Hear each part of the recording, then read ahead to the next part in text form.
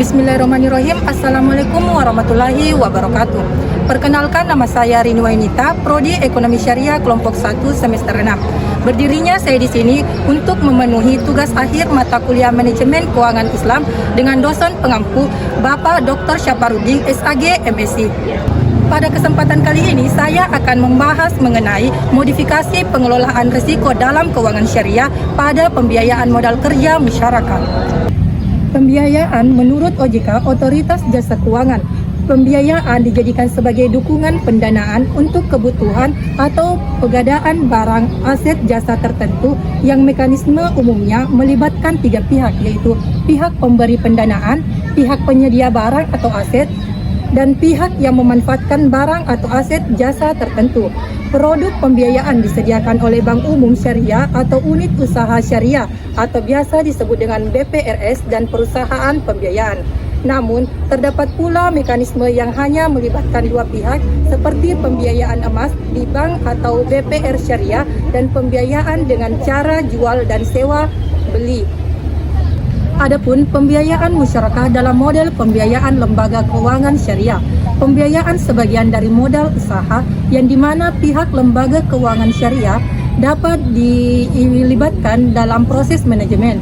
Modal yang disetor bisa berupa uang, barang perdagangan, properti, equipment, atau seperti hak paten dan goodwill, dan barang-barang lainnya yang dapat dinilai dengan uang. Dalam pembiayaan modal kerja keuangan syariah terbagi menjadi dua, yaitu pembiayaan jangka pendek yang diberikan kepada perusahaan untuk membiayai kebutuhan modal kerja usahanya berdasarkan prinsip syariah, dan yang kedua adalah jangka waktu pembiayaan modal kerja di LKS maksimal 1 tahun dan dapat diperpanjang sesuai dengan kebutuhan. Selanjutnya, terkait skema pembiayaan musyarakah. Yang pertama, dimulai dari pengajuan permohonan pembiayaan musyarakah oleh nasabah dengan mengisi formulir permohonan pembiayaan. Formulir tersebut diserahkan kepada bank syariah beserta dokumen pendukung. Selanjutnya, pihak bank melakukan evaluasi kelayakan pembiayaan musyarakah yang diajukan oleh nasabah dengan menggunakan analisis 5C, yaitu karakter, kapasiti, kapital, komitmen, dan kolateral. Kemudian analisis diikuti dengan verifikasi.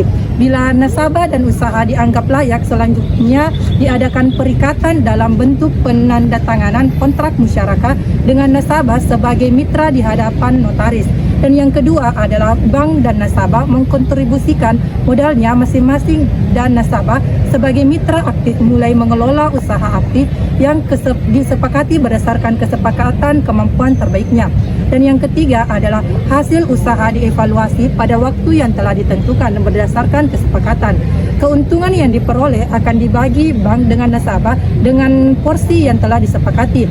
Seandainya terjadi kerugian yang bukan kelalaian nasabah sebagai mitra aktif, maka kerugian ditanggung proporsional terhadap modal masing-masing mitra, dan adapun kerugian yang disebabkan kelalaian nasabah sebagai mitra aktif sepenuhnya ditanggung nasabah.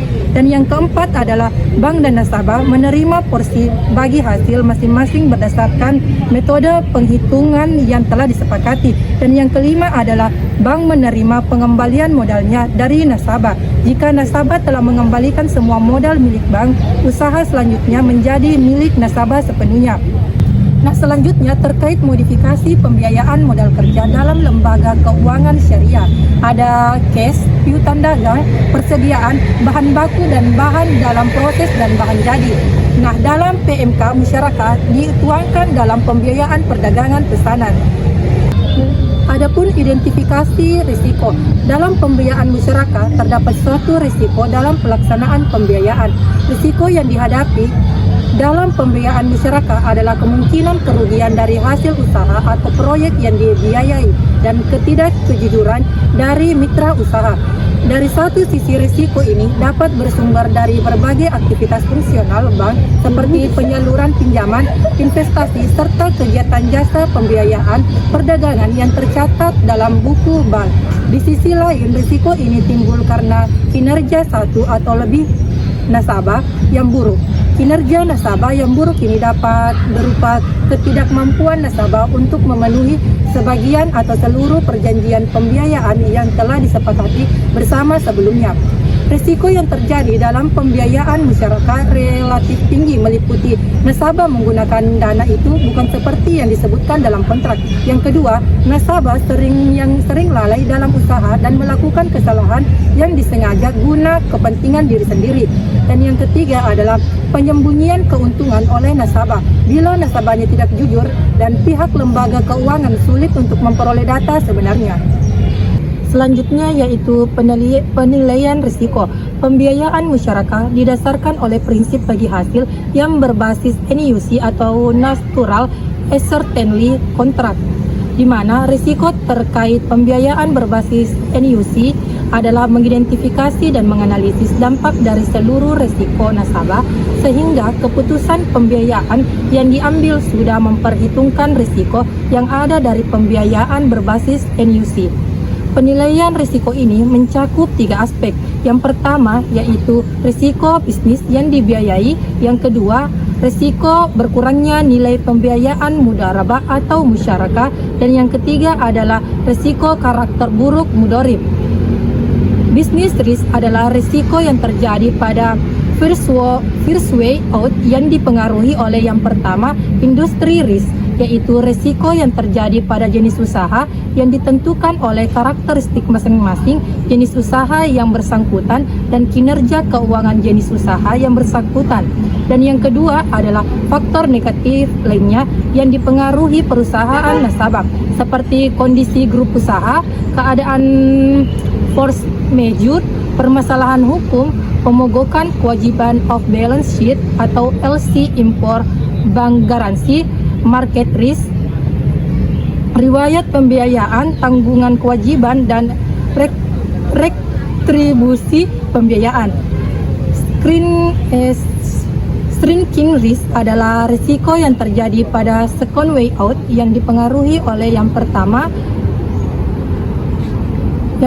yaitu unusual business risk, yaitu risiko yang luar biasa yang ditentukan oleh yang pertama penurunan drastis tingkat penjualan bisnis yang dibiayai, yang kedua penurunan drastis harga jual barang jasa dari bisnis yang dibiayai, yang ketiga penurunan drastis harga barang atau jasa dari bisnis yang dibiayai, jenis bagi hasil yang dilakukan, apakah profit and loss sharing atau revenue sharing.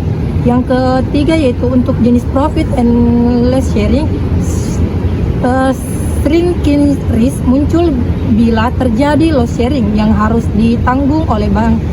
Yang kedua yaitu untuk jenis revenue sharing risk terjadi bila nasabah tidak mampu menanggung biaya yang harus ditanggung nasabah, sehingga nasabah harus ditanggung sendiri, sehingga nasabah tidak mampu melanjutkan usahanya.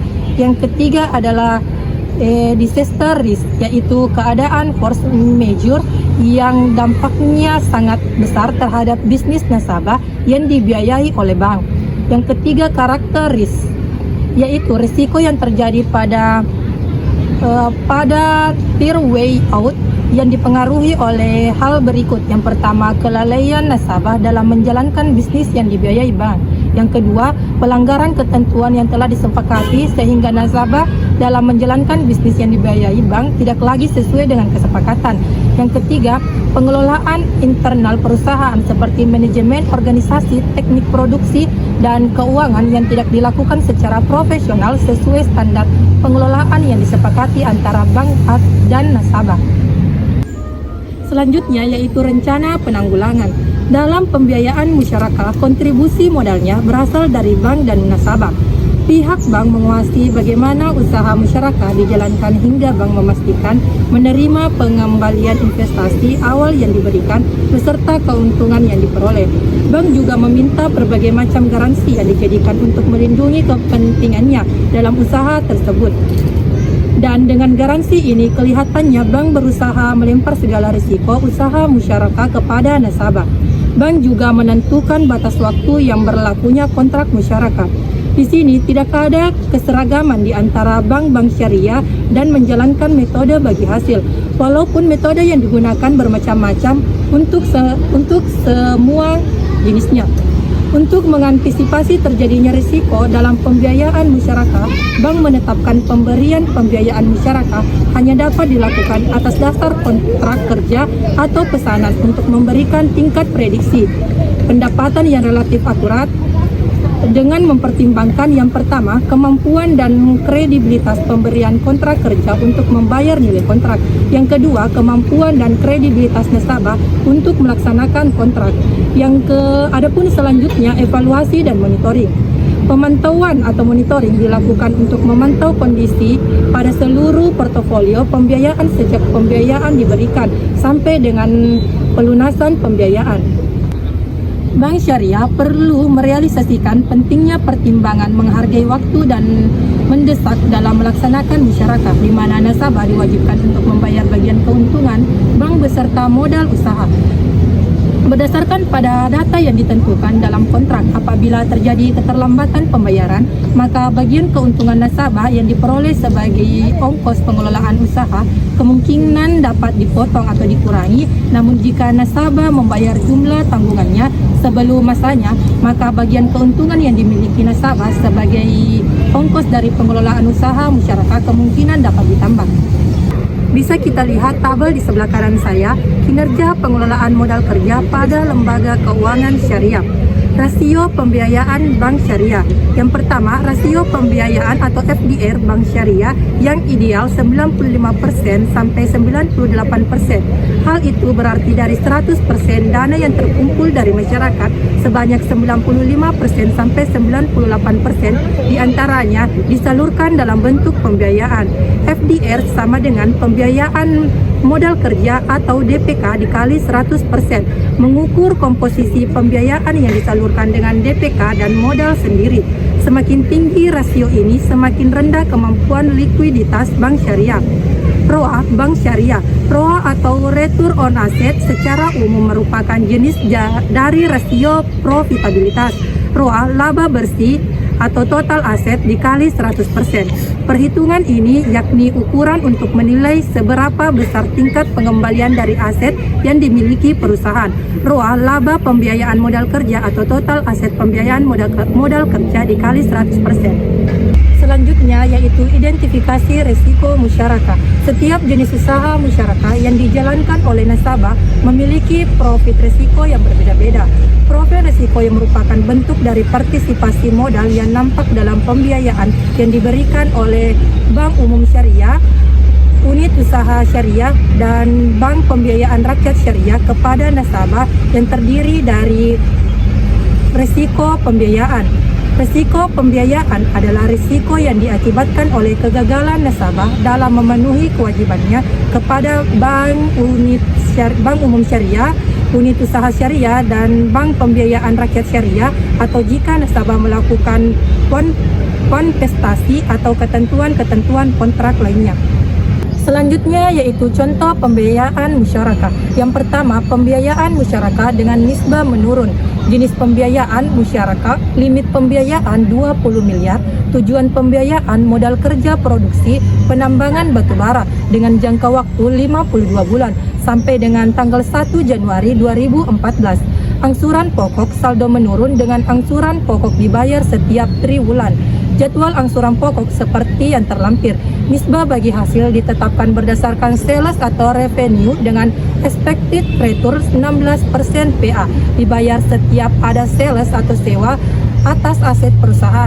Dan yang kedua yaitu pembiayaan musyarakah dengan nisbah tetap. Jenis pembiayaan musyarakah, limit pembiayaan 80 juta, tujuan pembiayaan modal kerja pembelian bahan bangunan dengan jangka waktu 31 Desember 2009 sampai dengan 20 Desember 2014, 60 bulan. Angsuran pokok, saldo menurun dengan angsuran pokok dibayar setiap bulan. Nisbah bagi hasil sebesar 0,584% dari expected sales sebesar 1,8 miliar per tahun atau setara dengan expected return sebesar 22% PA. Risiko pembiayaan musyarakah, pembayaran kewajiban bagi hasil kepada lembaga keuangan syariah sebagaimana dengan contoh tersebut melekat pada kinerja usaha debitur. Bila omset usaha meningkat, maka bagi hasil kepada lembaga keuangan syariah juga meningkat. Begitu juga sebaliknya. Bahkan sangat mungkin yang dibagikan bukan hasilnya, tetapi malah kerugiannya. Namun dengan demikian, pada praktiknya lembaga keuangan syariah tidak ikut menanggung kerugian tersebut. Lembaga keuangan syariah hanya kehilangan kesempatan atau biasa disebut dengan opportunity untuk mendapatkan hasil usaha dan keterlambatan pembayaran atas pokok hutang debitur. Hal ini berbeda dengan jenis pembiayaan berbasis jual beli, di mana kualitas pembayaran kewajiban debitur tidak terlalu berhubungan dengan kinerja usahanya. Artinya, jika si debitur sudah membayar kewajiban yang fix, maka debitur sudah dianggap memenuhi kewajibannya walaupun sebenarnya mungkin usahanya sedang menurun. Baik, itulah sedikit pembahasan materi mengenai modifikasi pengelolaan risiko dalam keuangan syariah pada pembiayaan modal kerja musyarakah. Sekian dan terima kasih. Wassalamualaikum warahmatullahi wabarakatuh.